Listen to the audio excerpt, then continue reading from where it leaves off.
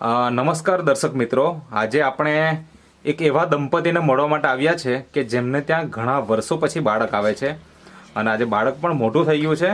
તો આજે કહેવાય ને કે નિઃસંતાન દંપતીની સંખ્યાઓ આજે દિન પ્રતિદિન વધતી જ જાય છે અને એમાં ઘણા બધા કારણો છે સંતાન પ્રાપ્તિ ન થવા પાછળના, જેમ કે હવા, પાણી અને ખોરાક એ પહેલાંનો જેવો રહ્યો નથી અને એના કારણે આજે ગામમાં પણ આવા પ્રોબ્લેમો વધી રહ્યા છે. બરાબર, તો જ્યાં આગળ કદાચ હવા શુદ્ધ છે, પાણી પણ સારું મળી રહ્યું છે, કદાચ ખોરાક પણ મળી રહ્યો છે, પણ એવા અમુક કારણો આજે ગામડામાં પણ સતાવે છે કે જેના કારણે આજે આવી સમસ્યાઓ દિન પ્રતિદિન વધતી જ જાય છે. તો સૌપ્રથમ આપણે એમનો પરિચય લઈશું અને એમને ત્યાં આજે બાળક આવ્યું છે, કઈ રીતના એમને રિઝલ્ટ મળ્યું છે એ પણ આપણે માહિતી લઈશું. તો સૌપ્રથમ તમારો પરિચય આપજો. શું નામ છે તમારું? સલમાનભાઈ અન્નાભાઈ ચૌધરી. અને એમનું નામ? તમારું નામ બેન? કલ્પનાબેન. ઓકે, તો આ ગામ કયું કહેવાય? કાકરદા, નીચલી ફળિયું. કાકરદા હા. અને નીચલું ફળિયું, હા. એટલે તાલુકો કયો? વગઈ. વઘઈ, હા. એટલે જિલ્લો ડાંગ. હા. બરાબર ને? તો મને એ જણાવો કે તમારે ત્યાં બાળક કેટલા વર્ષ પછી આવ્યું? લગ્નના કેટલા વર્ષ પછી તમારે ત્યાં બાળક આવ્યું? તો લગ્ન તો 10 વર્ષ પછી. 10 વર્ષ પછી. ઓકે, હવે આ બાળકની ઉંમર અત્યારે શું હશે? 4 વર્ષ. 4 વર્ષ. ઓકે, અને એના પહેલા 10 વર્ષ પહેલા લગ્ન થઈ ગયેલા અને ત્યાર પછી આ બાળક તમારે ત્યાં હા. જન્મ્યું છે. બરાબર ને? તો 10 વર્ષ સુધી જ્યારે બાળક ન હોય તો આપણે પ્રયત્ન ચાલુ કરીએ, અલગ અલગ જગ્યાએ ટ્રીટમેન્ટ ચાલુ થઈ જાય. તો એના માટે તમે હોસ્પિટલમાં ક્યાં ક્યાં સારવાર કરાવેલી કે શું કરાવેલું એ થોડીક વાત કરો એમ. વાસદા ગયેલા. પછી પહેલી વખત ક્યાં ગયેલા? વ્યારા. કેટલા વર્ષ પછી લગ્નના? 4 વર્ષ પછી ગયેલા. 4 વર્ષ પછી. હા. બરાબર, ત્યાં શું કીધું?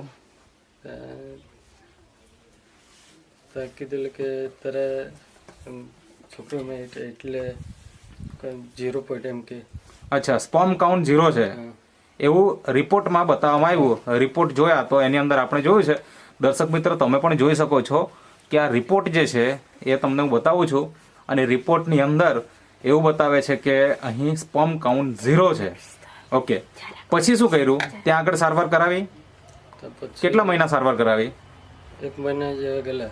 1 મહિના દવાઓ આપી હશે, હા, દવા આપેલી. પછી એ છોડી દીધું. હા. પછી ત્યાર પછી બીજી જગ્યાએ ક્યાં ગયા અને કેટલા મહિના પછી ગયા કે કેટલા સમય પછી ગયા? 1 વર્ષ થયા પછી વાસદા ગયેલા. 1 વર્ષ પછી વાંસદા ગયા. તો ત્યાં આગળ શું કીધું? તો દવા આપેલી એટલે. હા, ને ત્યાં પણ રિપોર્ટ તો કાઢ્યા હશે ને? હા, રિપોર્ટ કાઢેલો. ત્યાં શું કીધું? આ જ કીધું કે જે વ્યારામાં કીધેલું તે જ હા, તે જ. સ્પર્મ કાઉન્ટ ઓછા છે. તો મિત્રો તમે આ બીજો રિપોર્ટ પણ જોઈ શકો છો કે જેની અંદર પણ એવું બતાવે છે કે સ્પર્મ કાઉન્ટ 0 છે. હવે જ્યારે સ્પર્મ કાઉન્ટ 0 હોય તો સંતાન પ્રાપ્તિની સમસ્યા થાય એ સ્વાભાવિક છે. બરાબર ને? તો તમે ત્યાં કેટલા વખત સારવાર કરેલી વાંસદામાં? 1 જ વાર. મતલબ કેટલા સમય ગયેલા એમ? 1 મહિનો, 2 મહિના, 3 મહિના, 4 મહિના? 2 મહિના જેવા ગયેલા. 2 મહિના જેવા ગયેલા. ઓકે, જ્યારે આ 2 વખત પ્રોબ્લેમ આવ્યો અને મતલબ તમે 2 હોસ્પિટલમાં ગયા અને સંતાનની પ્રાપ્તિ તો થઈ નહીં, પ્રેગ્નન્સી રહી નહીં, તો આપણે સ્વાભાવિક છે કે પછી આપણે શું કરીએ કે ભગત ભુવા કે આ તે બધી સારવાર ચાલુ કરીએ. તો એવું કંઈ તમે કરાવેલું? વૈદની દવા, ભગત ભુવા? હા, કરાવેલું. ક્યાં ક્યાં ગયેલા? ગામમાં. અચ્છા, પછી બીજે કશે? બીજે નહીં? ત્યાંથી પણ રિઝલ્ટ નહીં મળ્યું. હવે આ બધું થાય પછી એમ કહેવાય કે આપણી પાસે એક ઓપ્શન હોય જેને કહેવાય IVF. તો એ IVF ની ટ્રીટમેન્ટ તમે કરાવેલી? ફેલ કરેલી. કેટલી વાર કરાવેલી? તો 2 વાર જેવું. 2 વાર. ઓકે, તો એ પણ સક્સેસ નહીં થયું? નહીં થયેલું. બરાબર. તો શું કહેવાનો હતો? મતલબ કેટલો ખર્ચો થઈ ગયો તમારો આ બધું કરવા પાછળ અંદાજે? આમ તો 70 જેવા થઈ ગયા. 70,000 થી વધારે ખર્ચો તમે કરી નાખ્યો પણ રિઝલ્ટ આપણને મળ્યું નહીં. હવે અત્યારે તો આ બાળક છે અને 4 વર્ષનું થઈ ગયું. શું નામ છે એમનું? શ્રેય. શ્રેય. અને મતલબ 4 વર્ષ પૂરા થઈ ગયા ને કે ચોથું ચાલે? ચાલતું છે. ચોથું ચાલે છે એટલે 3 વર્ષ થઈ ગયા એમ કહેવાય. બરાબર ને? તો આ જે બાળક તમારા ખોડામાં છે, મતલબ આ તમારી મિસિસના ખોડામાં છે, એનો જન્મ કેવી રીતના થયો? મતલબ આટલા પ્રોબ્લેમ હોવા છતાં સ્પર્મ કાઉન્ટ 0 હોય તો શક્યતા જ નથી રહેતી એકચ્યુઅલી આમ જોવા જઈએ તો. પણ તમારે ત્યાં તો બાળક છે, તો એ શું થયું? મતલબ શું વાપર્યું તમે? તો વાપરેલ દવા. આ જે અહીંયા ટેબલ પર આપણે ખુરશીમાં રાખી છે હા કે જેમાં ન્યુટ્રી લીવર છે, હા પછી મેન વેલનેસ વુમન વેલનેસ છે, હા ઇઝી ડેટોક્સ છે, નેચરામોર ફોર વુમન અને નેચરામોર ઓરિજિનલ, આ બધી પ્રોડક્ટ જે છે એ તમે વાપરી કેટલા ટાઈમ? 2 time, 1 time? હા સવારે સાંજે સાંજે. શેમાં લેતા તમે? પાણીમાં. પાણીમાં. હા અને નિયમિત વાપરી તમે હા. તો કેટલા મહિના વાપરીને રિઝલ્ટ મળી ગયું? 2 મહિના. 2 મહિના વાપરીને રિઝલ્ટ મળી ગયું. જે તમે 10 વર્ષથી પ્રયત્ન કરતા હતા એ તમને ખાલી 2 જ મહિના પ્રોડક્ટ વાપરી અને રિઝલ્ટ મળી ગયું. તો આ માહિતી મળી કોના મારફતે? એમ તો તે માછીનો તે મારો ભાઈ છે ને તે ફોન કરેલો એટલે ભાઈ એમ કે પછી ત્યાં ગયેલો એટલે એને કેતનભાઈ ફોન કરેલો. એટલે માસીને તા તમે ગયેલા? હા માસી ક્યાં રહી? તો પીપલવાળા. પીપલવાડા. હા અને એમણે તમને કોન્ટેક્ટ કરાવ્યો કેતનભાઈનો, એવું? તો અહીંયા જે બેસેલા છે કેતનભાઈ, કેતનભાઈ થોડીક તમે વાત કરો કે શું એકચ્યુઅલી ઘટના શું બની એમ?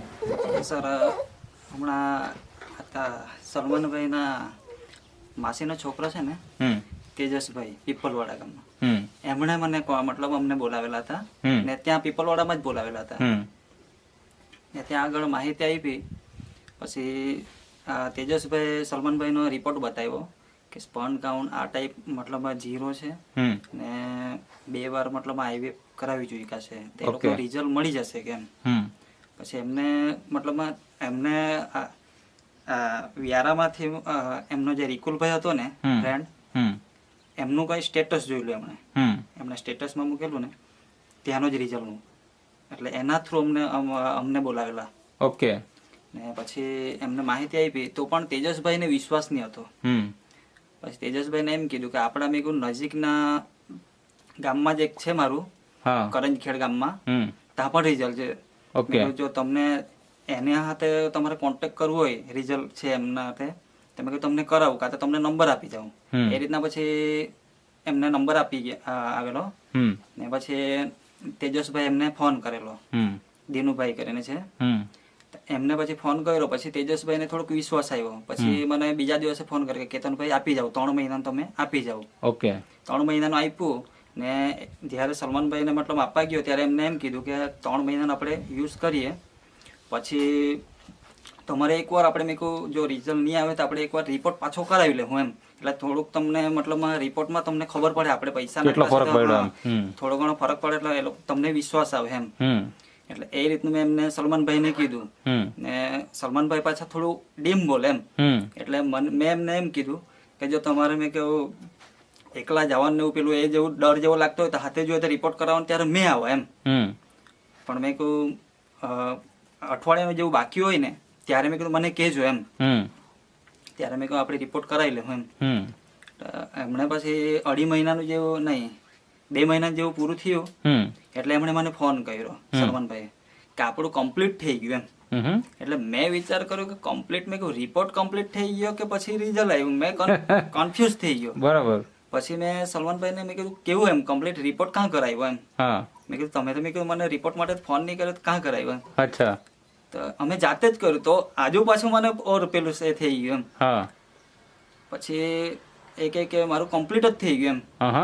અમે કિટમાં ચેક કર્યું એમ કીધું. ઓકે. એટલે પછી મેં સલમાનભાઈને શું કીધું હમ કે મેં કીધું સલમાનભાઈ મેં કીધું તમે જાતે કર્યું એટલે મેં કીધું મને વિશ્વાસ નહીં મળે. મેં કીધું હમ એકવાર મેં કહું હોસ્પિટલમાં મેં કહું કાં તો કોઈ પીએચસી પર જઈને ત્યાં પછી મેં કહું મને કન્ફર્મ કહેવાય એમ. હમ પછી સલમાનભાઈ કઈ બડ્ડીપાડા કઈ ગયેલા હતા, બડ્ડીપાડા જ ને, હમ ત્યાં આગળ ગયા ને એ લોકો પછી રિપોર્ટ પેલું કરાવ્યું, ચેક કરાવ્યું એટલે તેમાં કન્ફર્મ થઈ ગયું. ઓકે. પછી એમણે પછી મારા સામેથી મતલબ ફોન કર્યો હમ ને કન્ફર્મ છે એમ.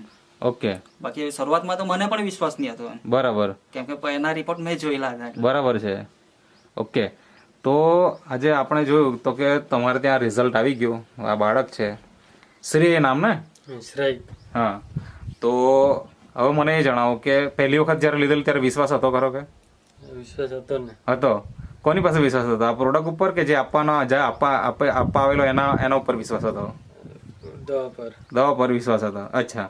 હવે આ તો કોઈ દવા નથી પ્રેગ્નન્સી માટેની, આ એક કહેવાય કે ફૂડ સપ્લિમેન્ટ કહી શકાય, ન્યુટ્રાસ્યુટિકલ કહી શકાય, કે જેના માધ્યમથી આજે ઘણા બધા લોકોને તમારા જેવા રિઝલ્ટો મળ્યા છે.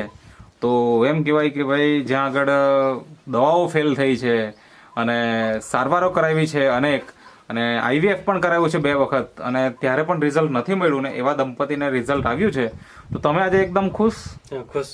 બરાબર ને? અને